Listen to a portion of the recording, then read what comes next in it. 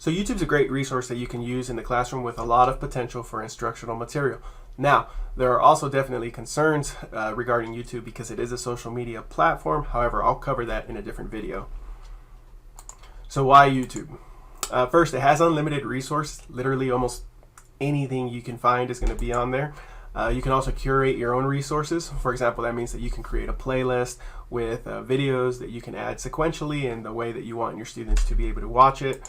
And then finally, you can create an online presence. For example, your school likely has a bulletin board that's up at the front near the office. You likely have multiple bulletin boards up on the walls in your classroom. YouTube is a social space. Why not have your own bulletin board that demonstrates how you are, that demonstrates the practices that you have in your classroom and activities, and that also models for your own students the best way to present yourself in an online social media environment. One way you can do this is by creating your own professional Gmail account where you house your own videos. Another way is that you can create a YouTube channel using your own school account or your own district account. If you do this, it bypasses filters in your district so that you can share your content because it's coming from your own resource. Now, what does this actually look like in practice?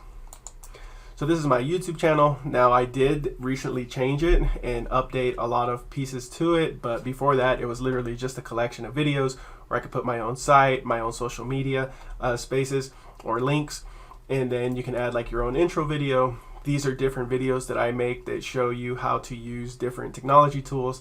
These are different playlists. I make a playlist for each university course that I teach.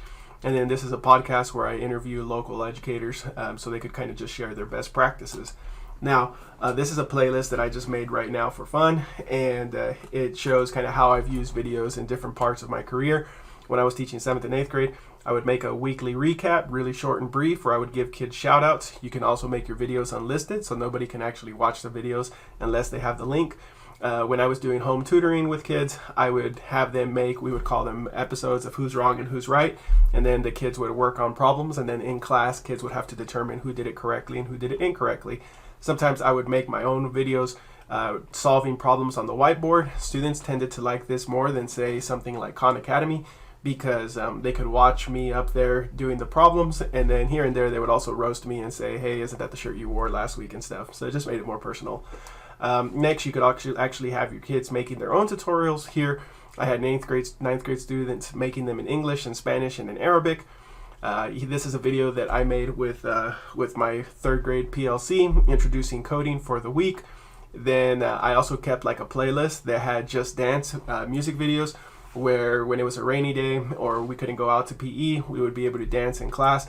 Those were probably some of my funnest and most beneficial playlists because I could bring them up any other time.